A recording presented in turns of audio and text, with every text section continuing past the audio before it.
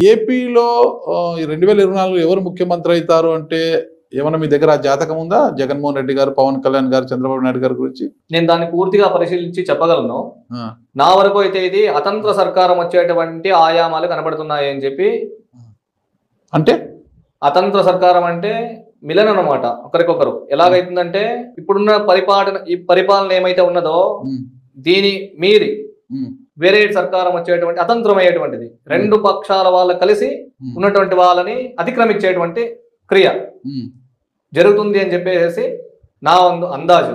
ఇంకా పూర్తిగా పరిశీలన చేస్తే దీన్ని ఎట్లా ఏమవుతుంది, ఏం చెయ్యాలా అనేది పూర్తి విశ్లేషణ చేసి చెప్పగలను. ఎప్పుడు చెప్పగలుగుతారు? ఒక వారం లోపల నేను చెప్పగలను దీన్ని. ఓకే, ప్రస్తుత పరిస్థితి చూసి ఇప్పుడున్న పరిపాలనకు మించి ఒక రెండు పార్టీలు అట కలిసి దాన్ని అధిగమించే అవకాశాలు స్పష్టంగా కనిపిస్తాయి. దేని బేస్ చేసుకొని చెప్తున్నారు? సిద్ధాంతాన్ని బేస్ చేసుకొని చెప్తున్నా.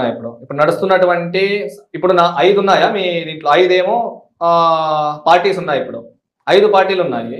5 పార్టీలు యొక్క చలన వలనలు, భావాలు, అవభావాలను బట్టి ఈ వ్యాఖ్యానాన్ని చెప్తున్నాను. మొత్తం మీద ఇదే అనమాట. అంటే జ్యోతిష శాస్త్రము, వామాచారాన్ని మీరు మంచి కోసమే వాడుతున్నారు. అవును. ఓకే, ఎక్కడ ఇది లేదన్నమాట, ఎక్కడ ఎవరికి అన్యాయం. ఎందుకంటే నేను బాధితుడు దీనివల్ల వామాచారం